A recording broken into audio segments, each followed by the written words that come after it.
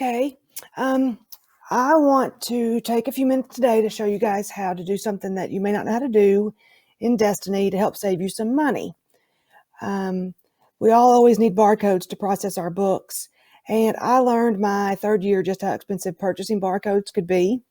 So then I did some searching, and I came across our weeding log. And what I do is I start with that, and I pick a couple of dates that we may have deleted some books, and I click Run Report. And I use these barcodes again. And you can see, I pull up my PDF, I've only got one item that was deleted. Okay, so you may have to pick a couple of weeks to pull from, but I can reuse that barcode again. So in order to find those barcodes, or I'm sorry, if you've used those barcodes to label books that have come in, to run that report, you go to Barcode Labels under Library Reports. I always like to run mine by the date and time the copies were added. So that way, if I've been at home on summer vacation and I've processed some, I can make a note as to what date those were processed. So I'm going to pick the date. I'm going to pick the time at 7 a.m. And then I'm going to pick the next date for like the next day in case I only had time to process a few on one day and I had to finish up the next day. I'm going to put in 1 p.m. Material type, I've processed books using these, so I tend to put book on there. My site name is going to be my school name. You can switch it to district name if you'd like. I like to keep mine with my school though.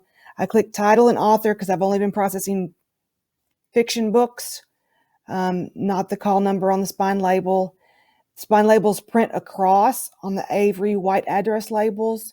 So I'm going to start with a brand new page. You might only have to print one or two as like replacement barcodes if they've gotten damaged and have extra pages for that. So I'm going to start on label 1. I'm going to click Run My Report.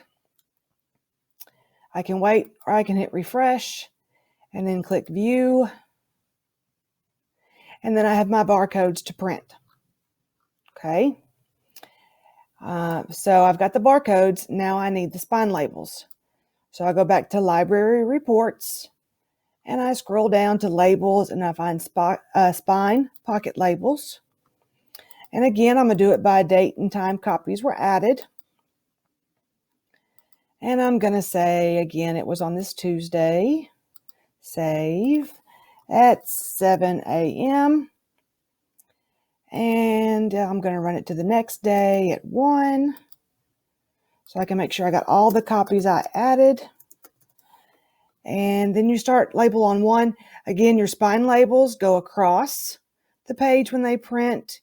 I may be starting on number 12 because I've already printed some because the spine labels tend to last a lot longer. You can pick 10, 12, or 14 point font. I picked the 12. I always like for it to start on a new line for every space because if I've labeled it as a book in a series like book 1 or book 2, etc., that puts that on a new line and doesn't run it all together. And that makes my fiction, my F on one line, the author's last name on one line. I click Run Report. It takes me back to my job summary page, Report Manager. I can hit refresh, view, and there are my spine labels. So I hope you find this helpful and maybe can save you some money because what I've found is buying blank spine label pages and the address labels from like Office Depot or Demco are a lot cheaper than having to order brand new barcodes. So I hope that helps.